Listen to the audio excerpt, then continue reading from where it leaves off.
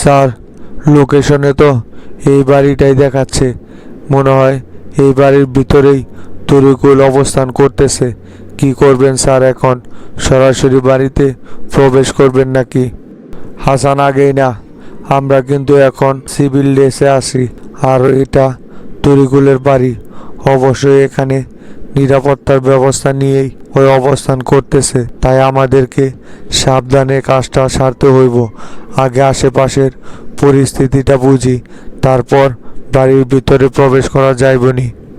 Sir, আশেপাশের পরিবেশ দেখা তো মনে হইতেছে না এই বাড়িতে শক্ত কোনো সিকিউরিটির ব্যবস্থা আছে।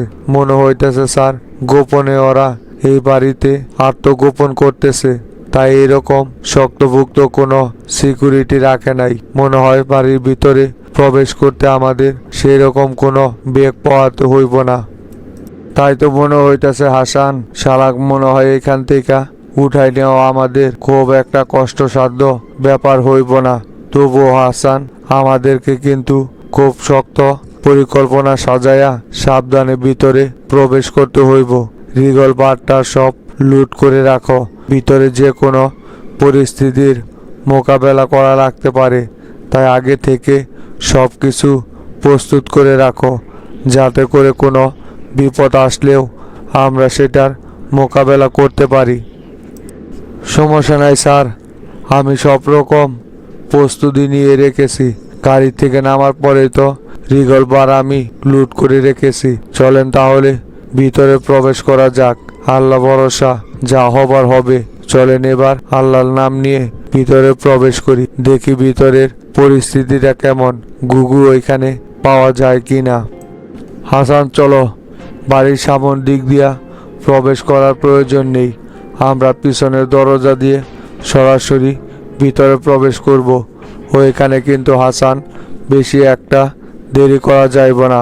ঝটপট আমাদের কাজ সেরে দ্রুত এখান থেকে বের হয়ে যাইতে হইব। এখানে মোটেও সময় নষ্ট করার মতো সময় কিন্তু আমাদের হাতে নেই। যত দ্রুত সম্ভব কাজটা আমাদের সেরে ফেলতে হইব। চলো এবার পিছনের দরজা দিয়ে প্রবেশ করা যাক।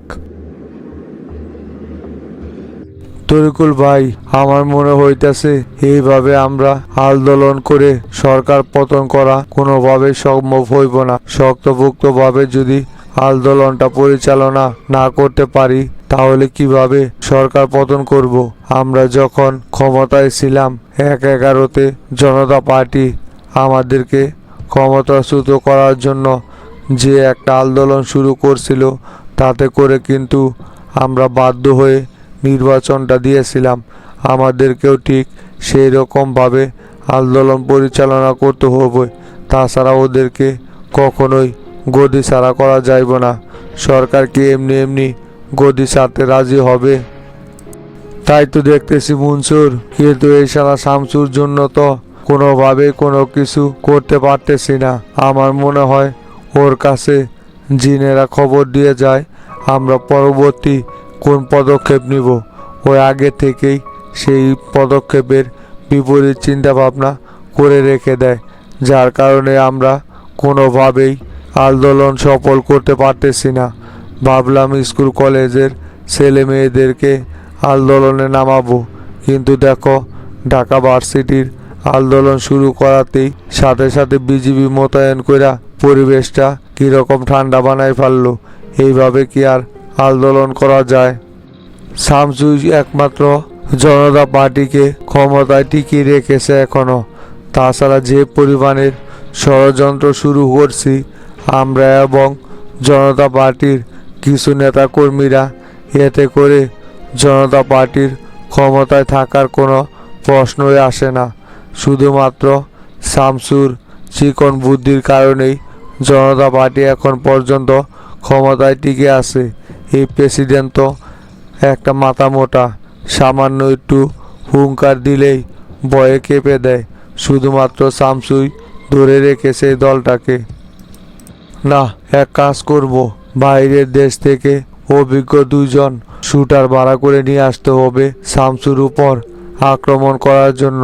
আমি বুঝতে পারছি যে শামসু যতদিন পর্যন্ত জনতা পার্টিতে আছে ততদিন পর্যন্ত জনতা পার্টিকে ক্ষমতা থেকে নামানো আমাদের দ্বারা প্রায় অসম্ভব। তাই দুইজন শুটারের মাধ্যমে শামসুকে আগে শেষ করতে হইব। কি যে বলেন না ভাই, সেটা কোনোদিনও সম্ভব না। মোল্লা গ্রুপ শামসুকে মারার জন্য কত চেষ্টাই না করলো, কিন্তু শেষ পর্যন্ত তারাই ধ্বংস হয়ে গেল। শামসুর এখন পর্যন্ত কোনো ক্ষতি ওরা করতে পারলো না। সেখানে আমরা শুটার ভাড়া করে নিয়ে আসলেই শামসুর উপর অ্যাটাক করতে পারবো বলে আপনার মনে হয় তরিকুল ভাই? সেটা কোনোদিনও সম্ভব না। শামসুর আশেপাশে যে লোকগুলো আছে এরা খুবই বিশ্বস্ত। শামসুর জন্য যে কোনো সময় জীবনও দিতে পারে। এদের জন্যই তো শামসুর দ্বারের কাছে যাওয়া যায় না। উপায় তো একটা খুঁজে বের করতে হইব। এখন মোল্লা গ্রুপ আমাদের সঙ্গে আছে। এত বড় সুযোগ পাওয়ার পরেও যদি আমরা সুযোগটাকে কাজে লাগাতে না পারি তাহলে কিন্তু এরকম সুযোগ ভবিষ্যতে আর কখনোই পাওয়া যাইব না। মোল্লা গ্রুপকে সামনে রেখে এখন আমাদেরকে আমাদের উদ্দেশ্য হাসিল করতে হইব। জনতা পার্টিকে যদি ক্ষমতা থেকে সরাতে পারি তখন মোল্লা হবে এই দলের প্রধান, আর শামসুরও দলে কখনোই কোনো প্রভাব থাকবে না। তখন নির্বাচন দিলে অনায়াসে আমরা ক্ষমতায় বসতে পারবো। তার আগে তো এদেরকে হেঁটাতে হবে। একে আপনারা এভাবে বলা নেই কোয়া নেই এত রাতে বাসার ভিতরে প্রবেশ করলেন? আর আপনারা কিভাবে বাসার ভিতরে প্রবেশ করলেন? কি জন্য আপনারা আমার বাসায় প্রবেশ করছেন? জানেন না আমি কে? বর্তমান বিরোধী দলের প্রধান তরিকুল ইসলাম। আপনাদের এত বড় সাহস কি করে হয় বিনা অনুমতিতে আমার বাসায় প্রবেশ করেন? বলেন তো দেখি আপনারা কে? শোনেন, আপনাকে আমরা খুব ভালোভাবেই চিনি, আর আমাদের কখনো কোনো জায়গায় প্রবেশ করতে কোনো অনুমতি লাগে না। আমি ঢাকা মহানগর পুলিশের অতিরিক্ত ডিআইজি দুর্জয়। এই যে দেখেন আমার কার্ড। আপনাকে এখন আমাদের সাথে যেতে হইব। আপনার সাথে আমাদের কিছু কথা আছে, তাই আপনাকে পুলিশ হেফাজতে নিয়ে যাওয়া হইতেছে। বললে হলো নাকি আমাকে আপনাদের সাথে যেতে হবে? এত রাতে আপনাদের সাথে আমার যেতে হইব কেন? আর আমাকে যে গ্রেপ্তার করতে আইছেন আপনাদের কাছে ওয়ারেন্টনামা আছে দেখি তো, আদালত থেকে অনুমতি নিছেন নাকি? আমি তো বর্তমানে 3 মাসের জামিনে আছি, তারপরেও আপনারা কিভাবে আমাকে গ্রেপ্তার করতে আসতে পারেন? আপনার সাথে এত কথা বলার সময় আমাদের নেই। স্টেশনে গিয়ে স্যারের সাথে আপনি এ বিষয়ে কথা বলে নিয়েন। এখন দ্রুত আমাদের সাথে চলেন। যদি কোনো রকমের কোনো ঝামেলা করতে চান তাহলে কিন্তু হাত পা বেঁধে তারপর এখান থেকে নিয়ে যাওয়া হইব। তাই বলতেছি, ঝামেলা করার আগে আপোষে আমাদের সাথে এখান থেকে বের হয়ে যান। আপনার তো দেখতেছি সাহস কম না। আপনি বিনা ওয়ারেন্টে দেশের বিরোধী দলের একজন নেতাকে গ্রেপ্তার করতে তার বাসায় চলে আইছেন, অথচ আপনার কাছে কোনো রকমের গ্রেপ্তারি কোনো পরোয়ানা নাই। আপনি বললেই আপনার সাথে আমাদের যেতে হইব নাকি? দেশটারে কি আপনারা নিজেদের বাপদাদার সম্পত্তি মনে করেন? এগুলো কিন্তু সম্পূর্ণ অন্যায়, কথাটা মনে রাখেন। আর এই জুলুম কিন্তু বেশি দিন টিকবে না। হে মিয়া, আমাদেরকে আপনারা ন্যায় অন্যায় শিখাইতে আইসেন না। নিজেদের স্বার্থ হাসিল করার জন্য দেশটাকে পুরো অস্থিরতা বানিয়ে রেখেছেন, আবার বলেন ন্যায় অন্যায়। অন্যায় কারা করতেছে? পুরো দেশবাসীর সাথে তো আপনারাই অন্যায় করতেছেন। হে হাসান, তুমি দাঁড়িয়ে রইলে কেন? লগে এই বেটাটাকেও গ্রেপ্তার করে নিয়ে চলো। দ্রুত এখান থেকে বের হইতে হইব, তা না হলে ওরা কিন্তু ঝামেলা তৈরি করতে পারে। মোল্লা ভাই, তরিকুল এখন কোথায় আছে? আন্তাজে আমরা কোথায় ওরে খুঁজতে যাইব? ফোন তো বন্ধ। তরিকুল তো মনে হয় না যে ওর বাসায় বর্তমানে অবস্থান করবে। আমার তো মনে হয় ও হয়তোবা কোনো জায়গায় গা ঢাকা দিয়ে আছে। এইভাবে ওকে খুঁজে বের করা সম্ভব হইব কি? না না, ও বর্তমানে ওর বাড়িতে অবস্থান করতেছে না। তুমি ঠিকই বলছো, কিন্তু ও সাভারে ওর এক নেতার বাসায় অবস্থান করতেছে। আমারে ওর সম্পূর্ণ ঠিকানা আগেই দিয়ে রেখেছিল। এখন আমরা সাভারের দিকে যাইব ওর সাথে সরাসরি কথা বলার জন্য। মোল্লা ভাই, যেভাবে হোক তরিকুলকে উল্টাপাল্টা বুঝায় হইলেও প্রেসিডেন্টের সাথে ওরে কোনোভাবেই সংলাপে কিন্তু বসতে দেওয়া যাইব না। একবার যদি সংলাপে বসে তাহলে শামসু এমন এক পেঁচ দিবে ওদেরকে, দেখতে পারবেন যে ওরা ঠিকই সরকারের কথা মেনে নিবে। তখন কিন্তু ওই যে বললাম, আমরা সাইডের লোক সাইডেই থেকে যাব, আমাদের উদ্দেশ্য কখনোই হাসিল হইব না। বিরোধী দলকে দিয়াই তো আমাদের উদ্দেশ্য হাসিল করতে হইব। আমরা তো আর সরাসরি মাঠে নামতে পারতেছি না। হ্যাঁ মিন্টু, এরকম ঘটনা যাতে না ঘটে সেই জন্যই তো তরিকুলের সাথে সরাসরি আলোচনা করার জন্য যাইতেছি। ওরা যদি সব দাবি মেনে নিয়ে আন্দোলন বন্ধ করে দেয় তাহলে এখানে তো আমাদের বিন্দু পরিমাণ কোনো ফায়দা হইব না। আর একটা বুদ্ধি আমার আছে, যদিও তরিকুল আলোচনায় আজ রাজি হয় তাহলে ওদের প্রধান দাবি তুলে দিতে হইব যে শামসুকে যেন জনতা পার্টি থেকে বহিষ্কার করা হয়। ওদের দাবির মাধ্যমে যদি প্রেসিডেন্ট শামসুকে বহিষ্কার করে তাহলে পরবর্তী আন্দোলনে আর সরকার নিজের গদিতে টিকে থাকতে পারবে না। সেটা কি কখনোই সম্ভব নাকি মোল্লা ভাই? প্রেসিডেন্ট কি ওদের কথাই শামসুকে দল থেকে বের করে দিতে রাজি হইব? প্রেসিডেন্ট তো শামসুর মাধ্যমেই বিরোধী দলকে দমন করে রেখেছে। প্রেসিডেন্ট কখনোই রাজি হইব না শামসুকে দল থেকে বের করে দিতে। উল্টো আরও বিরোধী দলকেই দেখবেন দমন করে রাখবে, তবুও শামসুকে এখান থেকে সরাবে না। তুমি মিন্টু এখন পর্যন্ত প্রেসিডেন্টকে চিনতে পারো নাই। প্রেসিডেন্ট হচ্ছে খুবই ভীত এবং বোকা প্রকৃতির লোক। ওনাকে যদি একটুকে হুমকি দেয় তাহলেই দেখবে প্রেসিডেন্ট একেবারে গইলা যাইতেছে।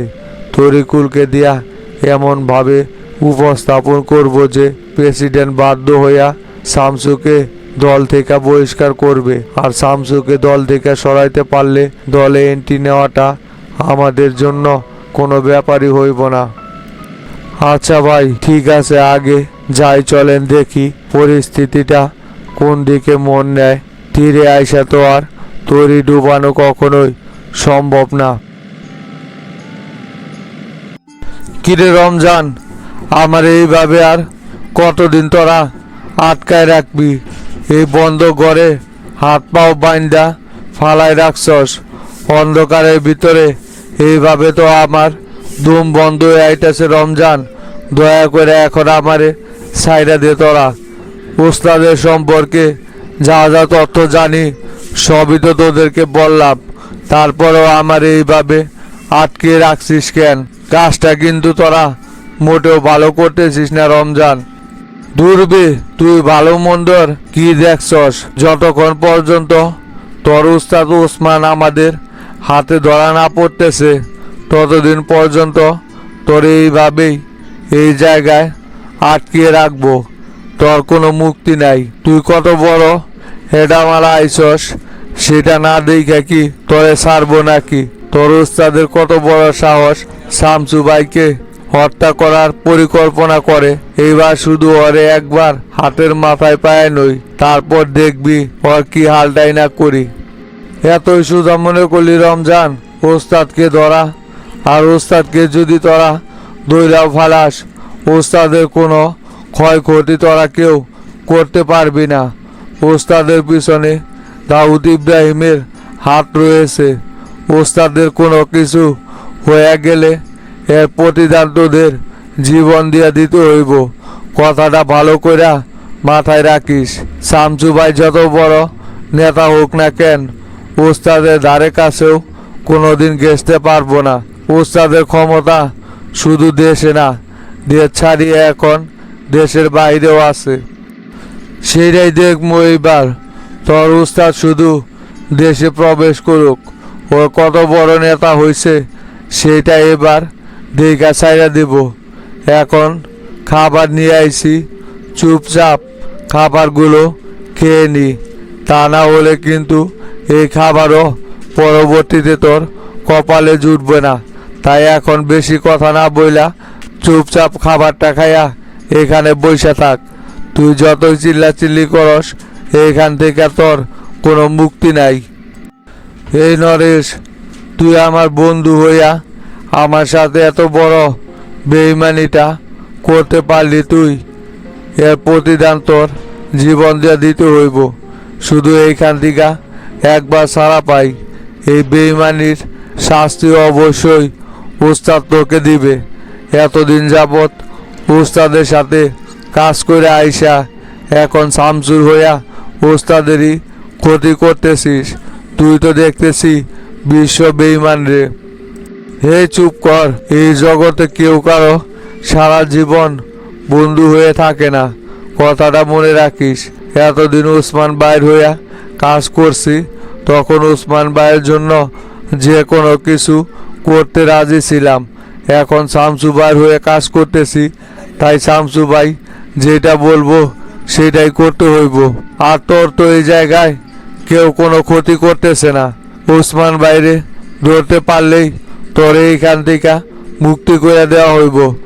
এখন কথাবার্তা না বইলা তাড়াতাড়ি খাবারটা খেয়ে নি, কাজ আছে যাইতে হইব। তোর জন্য এইখানে বইসা থাকতে পারবো না।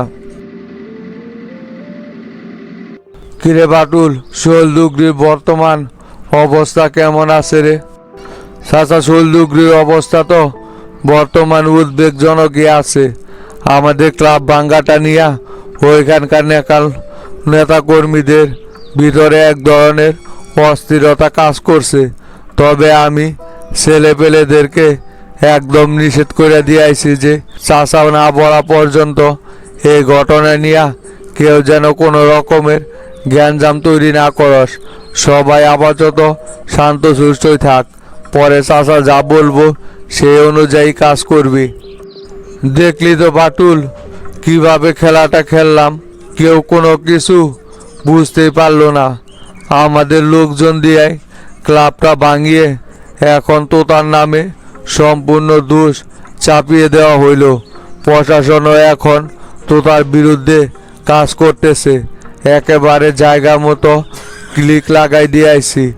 এতে কইরা জনগণের ভিতরে যেরকম নেগেটিভ তৈরি হইব, ঠিক সেই রকম প্রশাসনের ভিতরেও একটা নেগেটিভ দিক তৈরি হইব। প্রশাসনও মনে করব যে আমরা সুস্থভাবেই নির্বাচন করতে চাইতেছি, কিন্তু তো তার লোকজন এলাকার ভিতরে অস্থিরতা তৈরি করতেছে। চাচা, প্ল্যান তো আপনি ভালোই সাজাইছেন, কিন্তু আমার তো ভয় করতেছে যে প্রশাসনদের যে বিষয়টা তদন্ত করতে বললেন, প্রশাসন যদি এখন সঠিক তদন্ত কইরা খুঁজা বের করে ফেলায় যে এই ঘটনার সাথে তো তার কোনো সম্পৃক্ততা নাই, আমরা এটা এনে নাটক সাজিয়েছি, তাহলে প্রশাসনের সামনে কতটা লজ্জাজনক পরিস্থিতিতে পড়তে হইব সেটা একবার কি চিন্তা করে দেখছেন চাচা? প্রশাসন কিন্তু সঠিক তদন্তের মাধ্যমে আমাদের লোক যে জড়িত এটা বের করে পালাইতে পারে। তুরবে বাটুল, তুই কি পাগল হয়েছস নাকি? এই সব কি এতটাই কাঁচা কাজ করে যে প্রশাসন আমাদের প্ল্যান সম্পর্কে যাই না যাইব? সেটা কোনোদিনও সম্ভব না। সব কিছু যেইভাবে সাজাইছি এতে করে তোতার লোকজনই এইখানে পয়সা যাইব। আর যারা যারা ক্লাব ভাঙ্গার দায়িত্বে ছিল ওদের সবাইকে তো এলাকা থেকেই বের করে দিছি, যাতে করে প্রশাসনের হাতে ওদের পড়াটার কোনো রকমের কোনো সম্ভাবনাই নেই। তুই শুধু দেখতে থাক, সামনে আরো কি খেলা জমাই। তোতা কি মনে করছে এত তাড়াতাড়ি আমার সাথে খেলতে পারবো? চাচা, আমি আপনারে বললাম যে এইখানে প্রশাসনকে বিষয়টা আগে জানানোর কোনো প্রয়োজন নাই। আমরা উল্টা ওদের উপর প্রতিক্রিয়া গ্রহণ করি, তারপর প্রশাসন বিষয়টা সমাধান করবেনি। অনেক বড় একটা সুযোগ পাইছিলাম কিন্তু ডনের শিক্ষা দেওয়ার জন্য। যদি খালি আপনি একবার বলতেন তাহলে ছেলে পেলে নিয়া ওদের উপর আক্রমণটা আমি কইরা পালাইতে পারতাম। আপনার জন্যই তো কোনো কিছু করতে পারলাম না চাচা। আপনি তো হাতটা বাইন্ধা রাখছেন আমারে যদি কোনো কিছু করতেই না দিবেন তাহলে এলাকায় ঢুকাইলেন কেন? না রে পিন্টু, এখন আপাতত কোনো গ্যাঞ্জাম করা যাইব না। তোতা যদি একাই থাকতো তাহলে তো আরে এতদিন এলাকা ছাড়া করতাম, কিন্তু তোতার সাথে এখন গ্যাঞ্জাম করতে গেলেই মাস্টারের লোকজন তোতার পক্ষে এসে দাঁড়াইব। আর কোনোভাবেই আমরা শামসু গ্রুপের সাথে গ্যাঞ্জাম করে বগুড়াতে টিকতে পারবো না। কথাটা ভালো করে মনে রাখিস। তাই ওদের সাথে আমাদের অন্যভাবে খেলতে হইব। প্রশাসনকে বিষয়টা নাড়িয়ে দিয়েছি, এখন দেখবি প্রশাসনই আমাদের হইয়া কাজটা করে দিব। আমাদের আর ওদের সাথে কোনো গ্যাঞ্জাম করা লাগবে না। হ পিন্টু, চাচা ঠিকই বলছে। শামসু গ্রুপের সাথে এখন গ্যাঞ্জামে জড়ানো যাইব না। ওদের সাথে আমাদের কৌশলে খেলতে হইব। চাচারে শুধু একবার বগুড়া থেকে এমপি নির্বাচিত করি, তারপর দেখবি এই সমস্ত শামসু গ্রুপ, তোতা গ্রুপ কেউই বগুড়াতে শান্তিতে বসবাস করতে পারবো না। সেই কয়টা দিন আপাতত আমাদেরকে ধৈর্য ধরে থাকতে হইব। আসসালামু আলাইকুম চাচা। ওয়ালাইকুম সালাম। কিরে রকি, আইসস? তা কি অবস্থা? নদী থেকে কি মাটি কাটা আপাতত বন্ধ রাখছস নাকি? না এখনো রানিং এ কাজ করে যাইতেছে পোলাই পান? কেমনে মাটি কাটবো চাচা? ডন আর গোল্লা যায় তো সব কিছু বন্ধ করে দিছে। প্রজেক্টে যে আমাদের বেকু টেকু ছিল সবগুলো ওইখান থেকে ছেলে পেলে পাঠাইয়া সরাই দিছে। কাজ তো সম্পূর্ণ বন্ধ আছে। তাই এটা নিয়ে কি করবেন? ডন আর গোল্লার এত বড় সাহস কিভাবে হয়? যেখানে পুলিশ প্রশাসন আমাদেরকে বাধা দেয় না, সেখানে ওদের মতো সাওয়াল পাওয়াল পোলায় পানেরা বাধা দিতেছে। ওদের ভয়ে কি এখন মাটি কাটা বন্ধ করে বৈশা থাকবো নাকি? কেন চাচা, বাঙালি নদীর মাটি কাটা নিয়ে আবার কি হয়েছে? ডন আর গোল্লা ওইখানে কি ঝামেলা তৈরি করতেছে নাকি নতুন কইরা? হরে বাটুল, আর বলিস না। পার ডে ওইখান থেকে 20,000 কইরা টাকা আইতো। শালা চ্যাংরারা নাকি প্রজেক্টটা একদম বন্ধ করে দিছে। ফাও কিছু টাকা ইনকাম হইতো, নির্বাচনে এই টাকাগুলো খরচ করতে পারতেছিলাম। প্রজেক্টটা এইভাবে বন্ধ করে দিলে তো দেখা যায় ঝামেলা তৈরি হয়ে গেল। চাচা, আপনি শুধু একবার আমাকে অর্ডার করেন, দেখেন পোলায় পান নিয়া ওইখানে আবারও কিভাবে কাজ শুরু করি। যে এই জায়গায় আমাদের প্রজেক্ট বন্ধ করতে আসবো, সুমাইরা তার কাল্লা নামায় ফেলাইমু। আপনি এতক্ষণ চুপচাপ থাকতে বললেন বইলাই কিন্তু প্রজেক্টের কাজ বন্ধ করে আমি বসে আছি।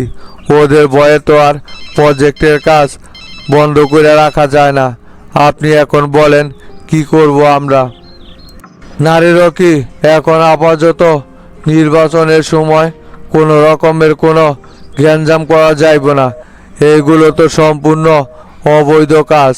এইগুলো নিয়ে যদি গ্যাঞ্জাম তৈরি করি তাহলে প্রশাসনই আমাদের বিরুদ্ধে অ্যাকশন নিতে বাধ্য হইব। তখন নির্বাচনী মাঠ খারাপ হয়ে যাইব রকি। আপাতত নির্বাচনের এই কয়টা দিন অপেক্ষা কর, পরে এই বিষয়গুলো দেখতেছি আমি। নজরুল দারোগার সাথে কথা বলি আপাতত। সেই পর্যন্ত কোনো গ্যাঞ্জাম তৈরি করিস না। চাচা, আমার পায়ের রক্ত কিন্তু মাথায় উঠে গেছে। হাঁটুর বয়সী চ্যাংরা প্যাংরারা পার্টি অফিসে ডাইকে নিয়ে আমারে চরমভাবে অপমানিত করছে। এই অপমান কিন্তু আমি কোনোভাবে মাইনে নিতে পারতেছি না। আপনি দ্রুত এর একটা বিহিত করেন, তা না হলে কিন্তু একটা কিছু গইটা যাইতে পারে, এই আমি আপনারে সাপ সাপ জানাই গেলাম, পরে কিন্তু আমারে কিছু বলতে আইসেন না। আচ্ছা রকি, তুই এখন আপাতত যা, বিষয়টা আমি দেখতেছি। আমি না বলা পর্যন্ত নদীতে কোনো রকমের মাটি কাটার জন্য বেকু নামাইস না, দেখি আমি পরিস্থিতিটা কোন দিকে নেওয়া যায়। কিরে তোতা, শফিক কিন্তু ওসির কাছে যায়া তোর লোকজনের নামে কমপ্লেন করে আইছে। ওসি কিন্তু আমারে ফোন দিছিল, আমি এইটার সঠিক তদন্ত করতে বলছি। সত্যি কি মালিক ওরা শফিকের ক্লাব ভাঙচুর করছে? তুই কি এই ব্যাপারে কোনো কিছু জানোস নাকি? যদি ওরা সত্যি এই কাজটা করে থাকে তাহলে আমাকে বল, ওসিকে ডাইকে নিয়ে আইসা বিষয়টা মীমাংসা করি। না না চাচা, এটা শফিকের একদম সাজানো একটা নাটক।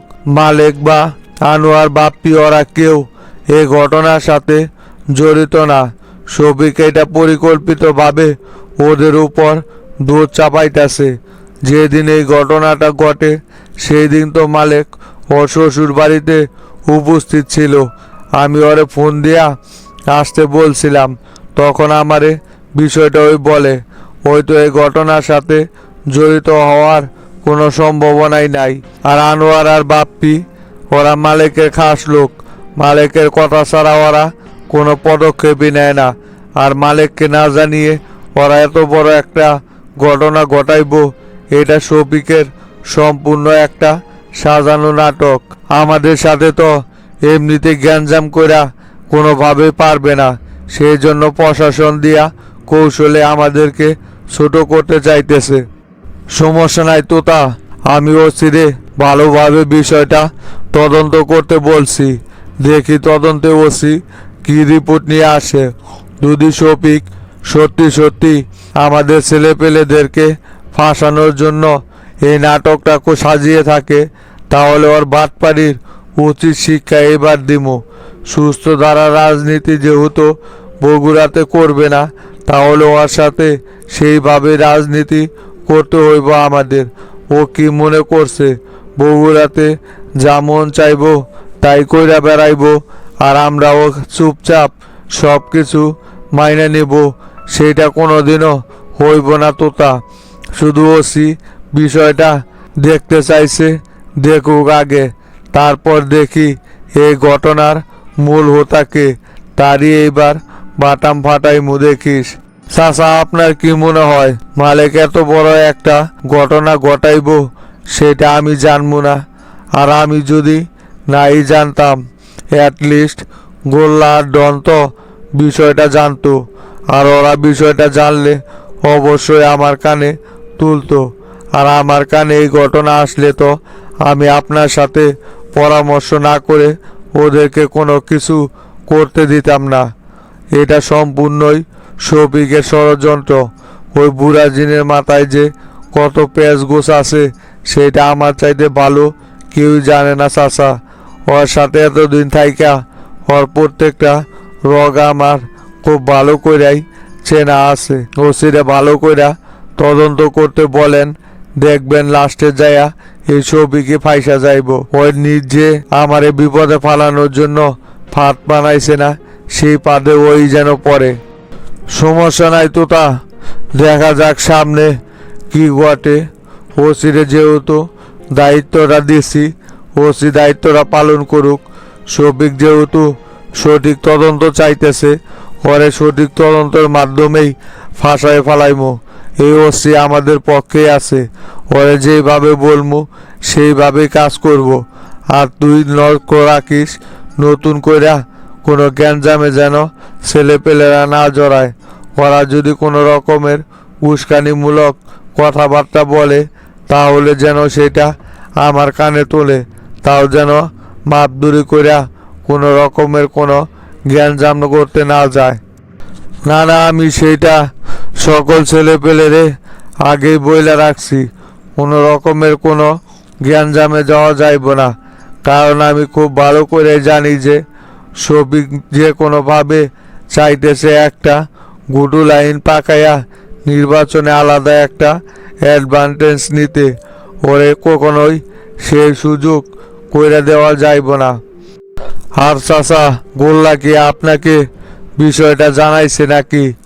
রকি যে বাঙালি নদী থেকে মাটি কাটতেছিল, প্রায় 2 বছর যাবৎ এই কাজ করে আইতেছিল, আর এইখান থেকে শফিক পার ডে 20,000 করে টাকা পাইতো।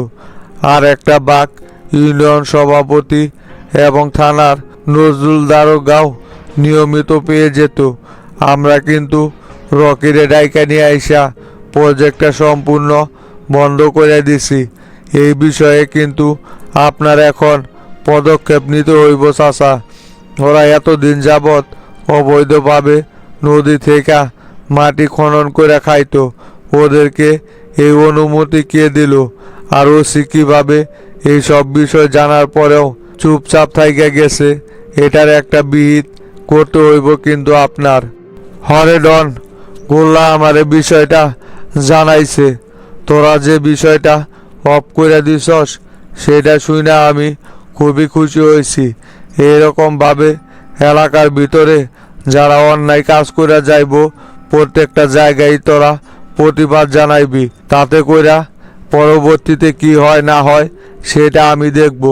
কোনো রকমের কোনো অন্যায় কাজেরকে কখনোই তোরা প্রশ্রয় দিবি না। আর অবশ্যই শফিক এবং ইউনিয়ন সভাপতির বিরুদ্ধে ব্যবস্থা নেওয়া হইব। যদি এই ঘটনার সত্যতা প্রমাণ পাই তাহলে ইউনিয়ন সভাপতিকে দল থেকেই বহিষ্কার করবো। আর ওসির সাথে আমি নজরুল দারোগার বিষয়ে কথা বলতেছি। কত বড় সাহস আমাদের থানায় থাইকা অবৈধ কাজের থেকে ভাগ নেওয়া যায়। আর শফিকের বিষয়টাও দেখতেছি, আগে তদন্ত হোক।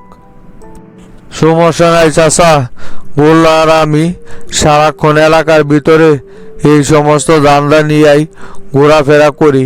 কারা কোথায় কি করতেছে সেই খবর সব সময় আমাদের কানে চলে আসে।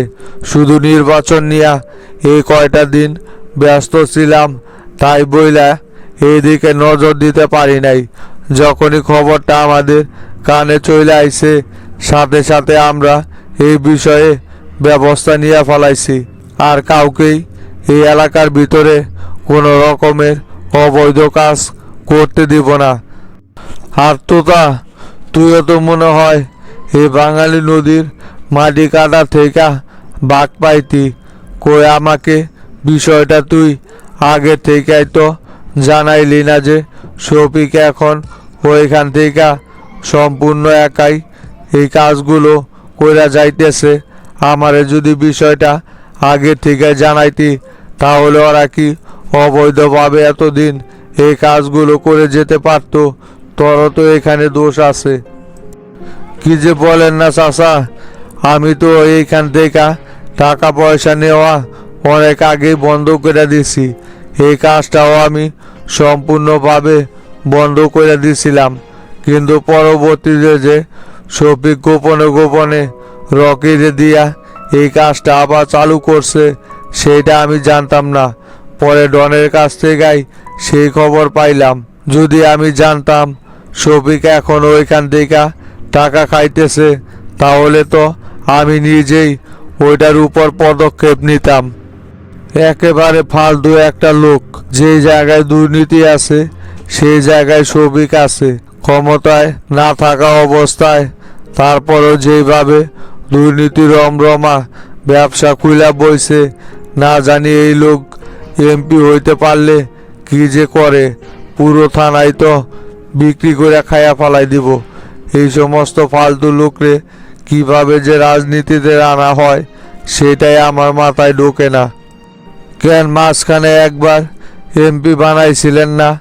1 বছরের ভিতরে কি পরিমাণ লুটপাট চালাইছিল সেটা তো আপনারা সকলেই দেখছেন। এই লোক এরকমই, এর কথা বইলা কোনো লাভ নাই চাচা। আর নির্বাচন কমিশনার যে ডেটটা ধার্য কইরা আবার স্থগিত করলো, কই নতুন কইরা তো এখন পর্যন্ত কোনো ডেট দিল না। নাকি নির্বাচন নিয়া তাল বাহানা কইরা লাস্টে নির্বাচন অফ করে দেয়।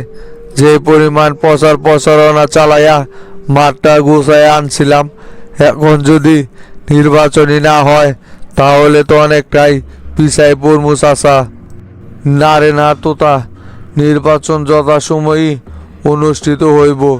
নির্বাচন বন্ধের যদি কোনো রকমের কোনো সুযোগ থাকতো তাহলে শামসুই আমাদেরকে বিষয়টা আগে থেকেই জানায় রাখতো। ওই ডেটটা তো অনির্দিষ্ট কারণের জন্য অফ করা হয়েছে। খুব শীঘ্রই নতুন ডেট ধার্য করা হইব। তুই প্রচারণা আগের মতোই চালিয়ে যা। কোনোভাবেই নির্বাচনী প্রচারণা চালাইতে অবহেলা করিস না কিন্তু। তা আজকে কোন কোন জায়গায় প্রোগ্রাম রাখছস? না না চাচা, আজকে আর দূরে কোনো জায়গায় প্রোগ্রাম রাখি নাই।